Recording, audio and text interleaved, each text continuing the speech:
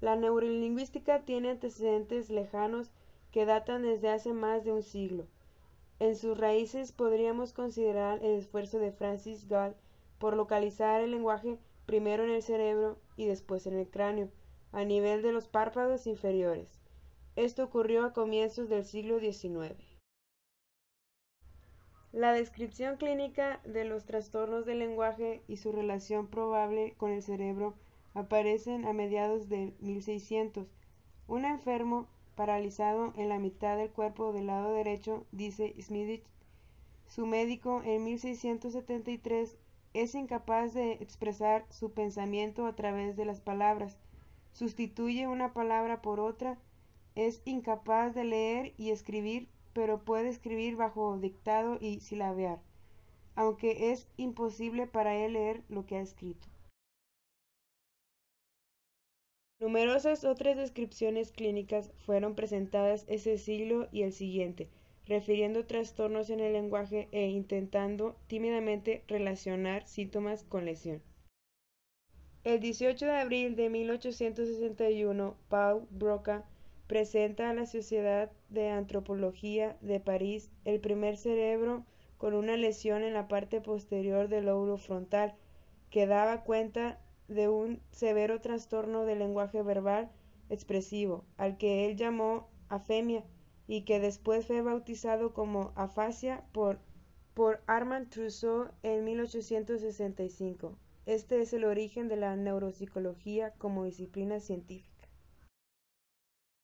Desde Francia, Alemania, Inglaterra y Austria se investigaba, se describía y se publicaba numerosos casos de alteraciones en el lenguaje verbal, tanto expresivo como compresivo, así como el lenguaje gráfico a nivel de la lectura como la escritura.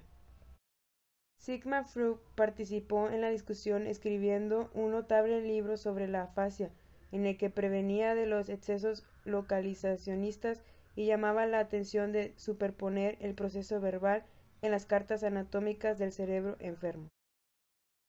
Este mismo clarinazo ya lo había anunciado desde Inglaterra Huggins Jackson cuando afirmó que no era lo mismo localizar una lesión que localizar una función. Los años finales del siglo XIX y los primeros 40 del siglo XX significaron un enriquecimiento notable de la neuropsicología del lenguaje. Estos han sido los sólidos cimientos sobre los que se construyó el edificio que más tarde sería la neurolingüística.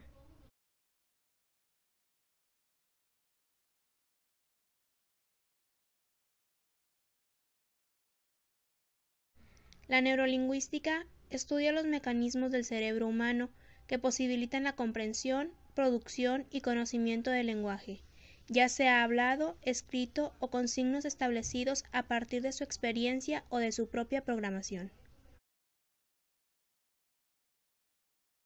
Busca integrar a la persona en un todo y permite influir en ella de manera sutil, manteniendo la visión de donde se encuentra la negociación con el otro individuo y hacia dónde se pretende llegar.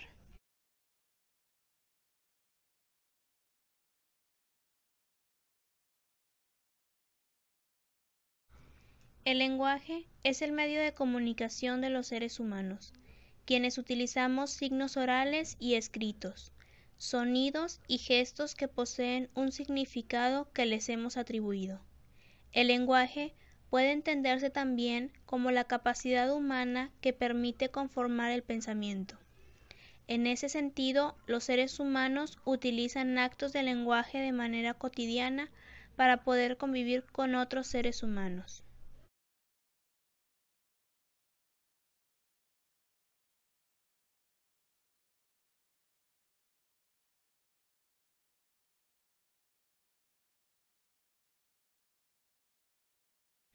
Luria define la neurolingüística como la rama de la lingüística que estudia los mecanismos cerebrales del lenguaje y los cambios que se producen como consecuencias de las lesiones focales. Vygotsky propone el significado como la unidad del pensamiento verbal. Para la Escuela de Wurzburgo, considera el lenguaje como una manifestación externa, una simple vestidura del pensamiento.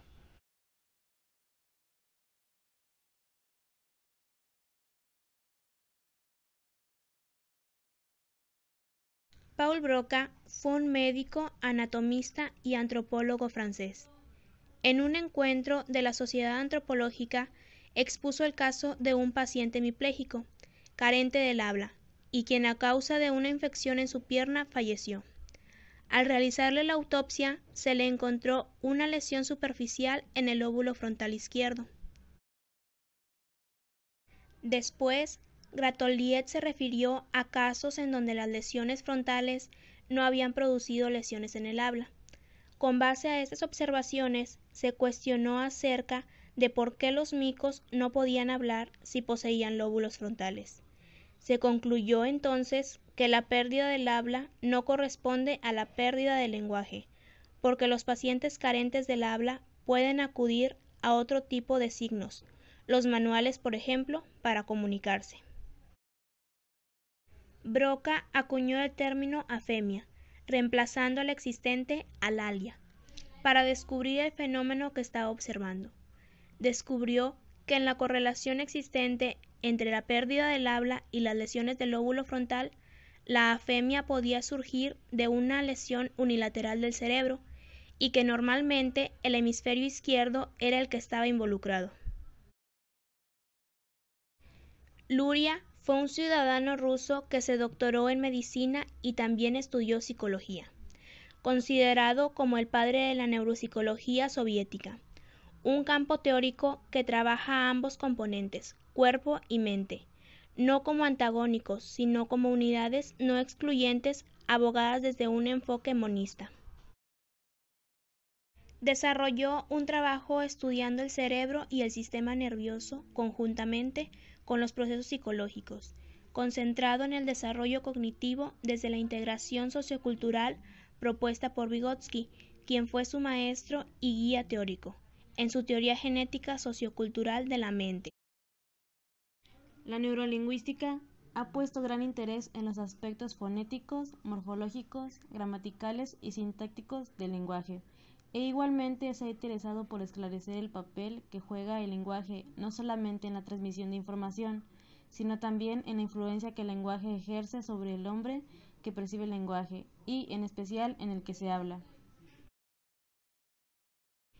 Esta función reguladora la adquiere el niño en el curso de su evolución a través del lenguaje explícito primero y del lenguaje interior después. A partir de este hecho, la neurolingüística se ha planteado las preguntas: ¿cuáles son los mecanismos neurológicos que aseguran la función reguladora del lenguaje? Y estos mecanismos son los mismos que aseguran la formación de la estructura fónica, nominativa y lógico-gramatical.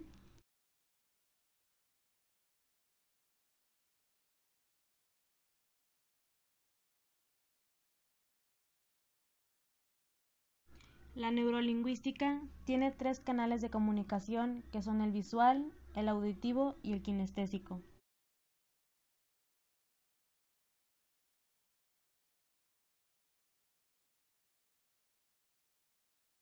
Perciben la realidad a través de imágenes. Hablan más rápido debido a que en su mente se genera imágenes de manera continua de la idea que se desea transmitir. Visten bien y de forma llamativa. Se fijan en los detalles. Prefieren todo lo que puedan ver. Necesitan las imágenes para entender lo que se les explica y necesitan contacto visual con su interlocutor. Usan palabras como veo que, me doy cuenta de, entre otras.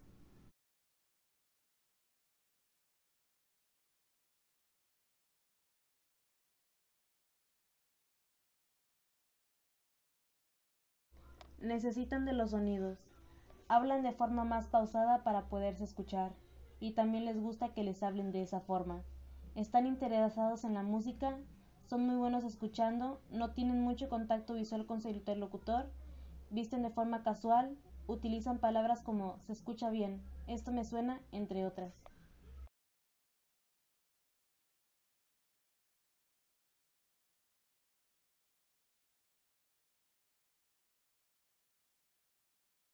Utilizan con mayor frecuencia sus sentidos de tacto, gusto y olfato, y se basan en emociones y sentimientos, hablan pausado y les agrada mucho que les hablen así.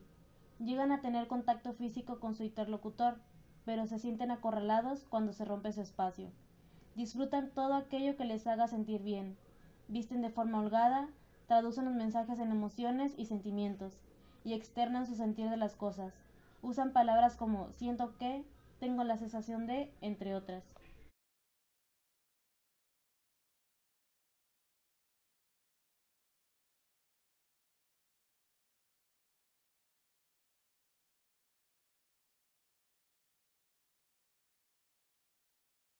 En el ser humano, a diferencia del animal, se desarrollan procesos psíquicos superiores. La teoría de formación prolongada de las acciones mentales de Galperin sostiene que la actividad psíquica es el resultado del paso de las acciones materiales externas al plano de lo mental, de la percepción, de las representaciones y de los conceptos. El proceso de este paso se realiza mediante una serie de etapas, en cada una de las cuales tiene lugar un nuevo proceso mental y una reproducción de la acción.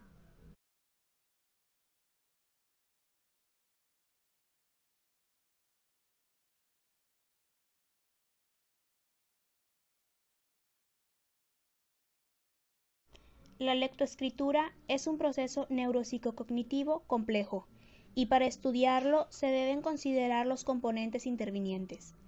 Esto incluye las bases neurofuncionales, la estructura psíquica y la organización cognitiva. Esto da como resultado diversos procesos que, si bien no son independientes entre sí, deben ser analizados por separado. Estos procesos son gnosis, praxias, memoria, lenguaje y función ejecutiva.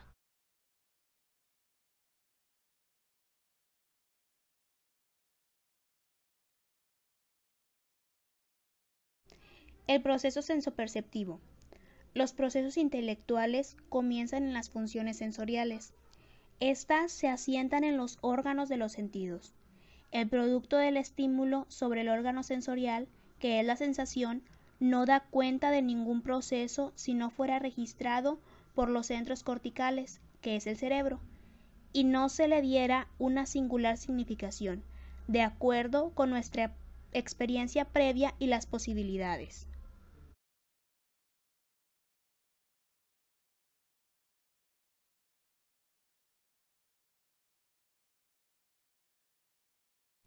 Es entendida como el mecanismo que controla y regula los procesos cognitivos, desde el aprendizaje por condicionamiento hasta el razonamiento complejo.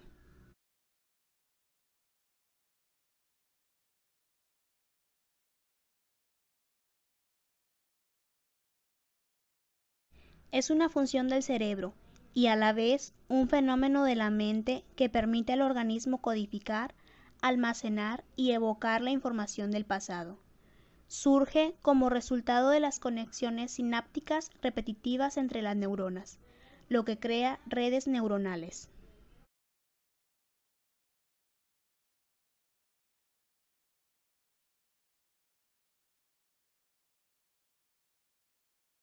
Las principales áreas del cerebro que se encargan de procesar el lenguaje son el área del lenguaje hablado, que se encuentra en el área de Broca, el hemisferio dominante, el área de la comprensión del lenguaje hablado, que se encuentra en el área de Wernicke, y el lóbulo temporal izquierdo, que corresponde a las áreas de Brodmann.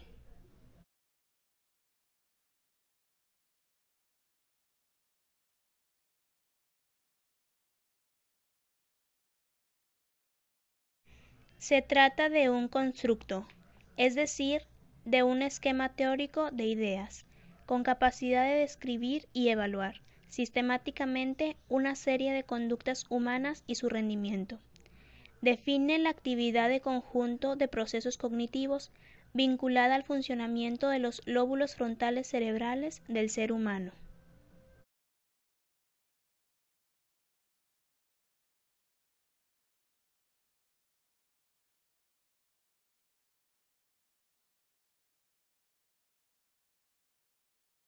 Los problemas en el aprendizaje comprenden un grupo heterogéneo de trastornos que engloban todos los problemas cognitivos relacionados con la capacidad para adquirir las habilidades de la vida cotidiana, sociales, de lenguaje, comunicación y académicas, y que no estén justificadas por bajo nivel intelectual, desarrollo sociocultural inadecuado o falta de oportunidades académicas. Estas son el resultado de una alteración en el sistema nervioso central. En las patologías más frecuentes pueden manifestarse problemas de comprensión de lectura, lenguaje oral y escrito, razonamiento, hiperactividad, falta de atención, problemas motores, entre otros. Se señalan 4 posibles causas de las dificultades de aprendizaje: factores fisiológicos, factores socioculturales, factores afectivo-emocionales y factores institucionales.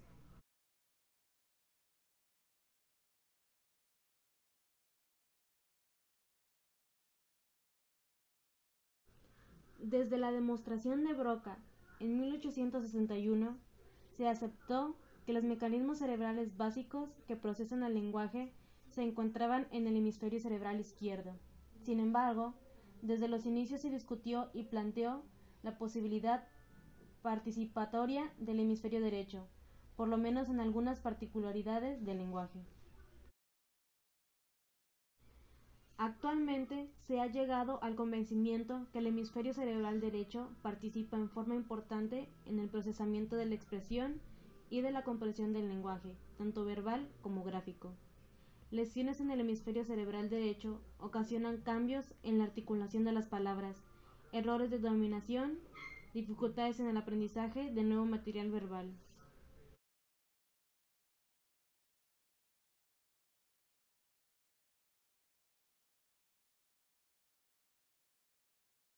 La programación neurolingüística es el estudio de lo que percibimos a través de nuestros sentidos: vista, oído, olfato, gusto y tacto. Cómo organizamos el mundo tal como lo percibimos y cómo revisamos y filtramos el mundo exterior mediante nuestros sentidos. Tuvo su origen en las investigaciones de Richard Bandler y John Grinder, auténticos padres de la programación neurolingüística, que trataban de averiguar por qué determinados tratamientos de 3 terapeutas en Estados Unidos conseguían mayor éxito que el resto de sus colegas. La programación neurolingüística constituye un modelo formal y dinámico de cómo funciona la mente y la percepción humana, cómo procesa la información, la experiencia y las diversas implicaciones que esto tiene para el éxito personal. Más, investiga los procesos que hacen que transmitamos nuestra representación del mundo a través del lenguaje. Es por tanto una aplicación práctica que nos permite, mediante técnicas y herramientas precisas, reconocer y desarrollar habilidades para el crecimiento personal y la mejora de las relaciones interpersonales. Pero sobre todo, nos permite conocer de manera objetiva la percepción de los demás y la de nosotros mismos. En conclusión, podemos decir que si no existiera la neurolingüística, nuestra vida fuera oscura y llena de laberintos, ya que mediante esto nos permite tener una comunicación clara y exacta por el bienestar de nosotros y de las demás.